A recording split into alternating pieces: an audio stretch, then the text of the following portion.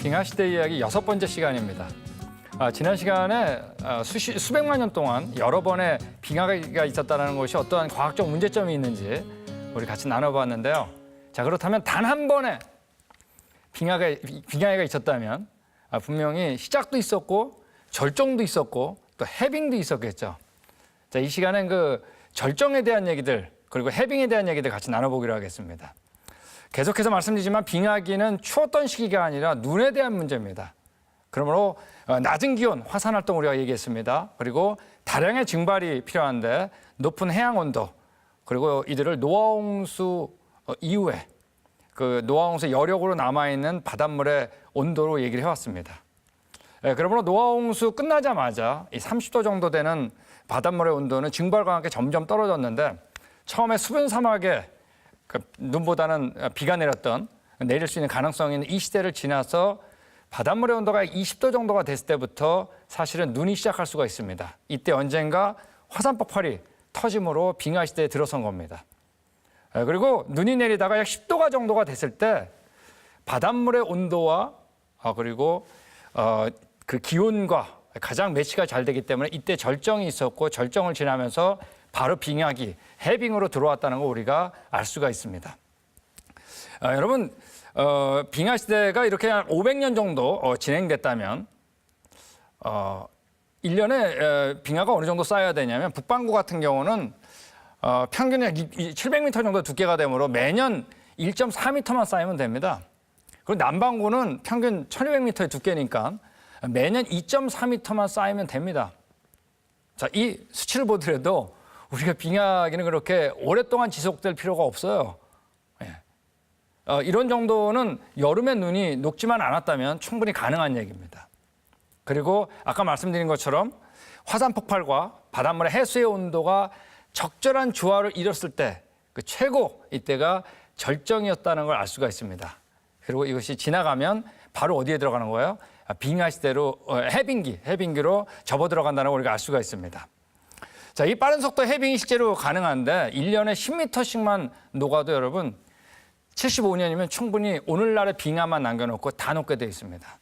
그러므로 해빙도 역시 오랜 시간이 결코 필요하지 않다는 얘기입니다. 여러분, 이때 해빙이 일어났을 때 어땠을까요? 어마어마한 광역적이라는 걸 이제 영어로 리조널하다 그러는데 넓은 지역에 눈사태가 막 일어났겠죠. 그리고 산사태가 일어나고 그들이 녹으면서 물들이 흘러내려가니까 홍수가 발생하고 이랬다는 걸 우리가 알 수 있습니다. 그리고 기존에 있는 지형들을 변형시켰다는 것도 우리가 머릿속에 그릴 수가 있습니다.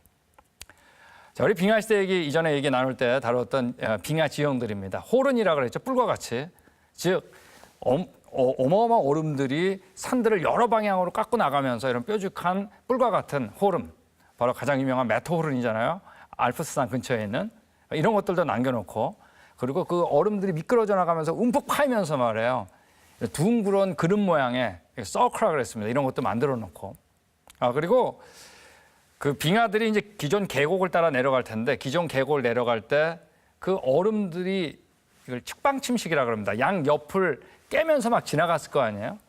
그러므로 기존의 골짜기들은 V자지만 이 빙하에 의해 가지고 양옆이 깎이면서 이런 U자 모양의 이러한 U-쉐입 계곡을 만들었으면 틀림없습니다. 자, 이런 것들 모양들을 남겨두었고, 또 다른 것은 이제 이들이 흐르면서 어딘가에 쌓였겠죠. 흙들과 함께 같이 쌓였을 겁니다. 쌓인 다음에 결국에 눈은 녹았겠죠.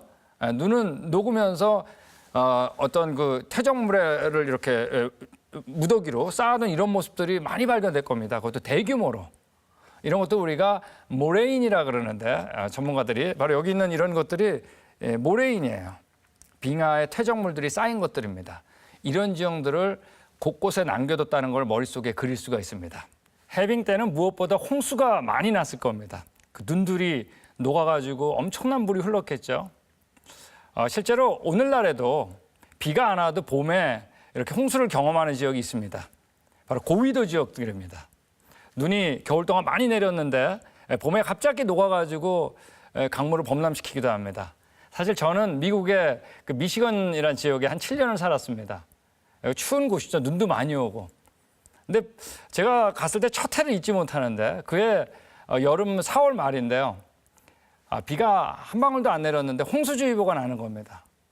근데 정말로 그날 가보니까 그 캠퍼스 안에 흐르던 강물이 범람해가지고 옆에 도서관까지 물들이 다 흘렀습니다. 바로 이게 뭐냐면 눈이 갑자기 녹아가지고 그 녹음물에 의해 가지고 범람이 일어나는 겁니다. 지금 옆에 이런 사진들은 미국의 그런 지형인 노스다코타 지형인데 바로 홍수가 나가지고 뭐 집들이 막 고립된 이런 모습들을 보여주는 겁니다. 그러니까 빙하기 끝에 해빙 때 이런 일들이 정말 많이 일어났었다는 것을 우리가 알 수 있을 겁니다. 우리 제 얘기를 또 해야 되겠는데 제가 몇 년 워싱턴주에 있는 시애틀에 이제 지냈던 적이 있습니다. 그때 다니면서 각 지역을 제가 돌아다니면서 그 유명한 지질학적인 특징들이 있는 곳들을 이제 보게 됐습니다. 특별히 제가 가고 싶었던 곳이 여기 나와 있는 그랜드 쿨리라고 하는 협곡입니다. 아주 길기도 하고 벽의 그 높이가 한 700m나 되는 워싱턴주의 그랜드 캐년이라고 하는 협곡입니다. 과연 이 협곡이 어떻게 형성되었을까 보았습니다. 근데 여기 두 권의 책이 있는데 이 두 권의 책을 열어보면서 제가 한 사람 이름을 찾았는데 바로 여기 나와 있는 헬렌 브레츠라는 사람입니다. 이분은 1882년에서 1891년까지 사신 거의 100살을 사셨던 장수하셨던 분인데 워싱턴대와 시카고대학 지질학 교수로 계셨던 분입니다. 그런데 이분이 이 격변적 증거들을 통해서 이 그랜드 쿨리가 빙하 시대 해빙 때 단 한 번에 의해 가지고 그 어마어마한 캐년이 형성됐다는 이론을 냈습니다. 그걸 30년 동안 주장했습니다.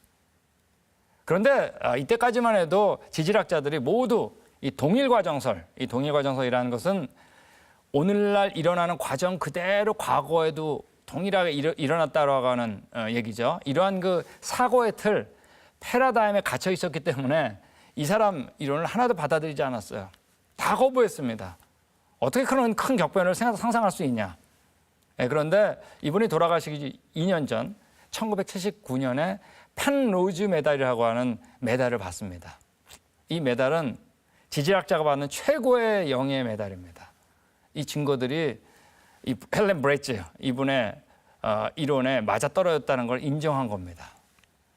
우리의 사고의 틀이란 건 무서운 거예요.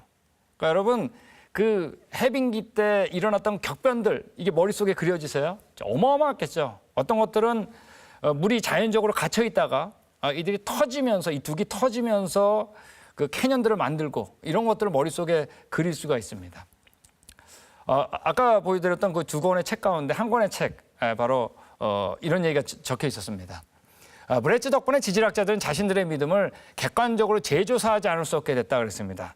오랜 세월을 해석하는 거 재조사한 거죠. 그리고 그는 지질학자들에게 다른 격변에 대한 증거들도 볼 수 있도록 문을 열었다.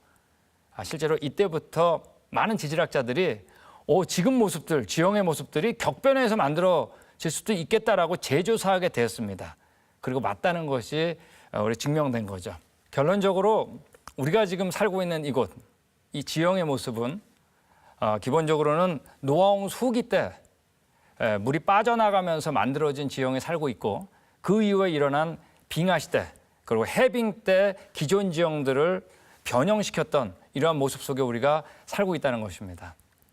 여러분, 우리가 살고 있는 이 지형 처음 하나님께서 창조했을 때의 모습이 아니라 바로 그러한 창조 후에 일어났던 일들을 경험한 그 모습 속에 우리가 살고 있는 것이죠.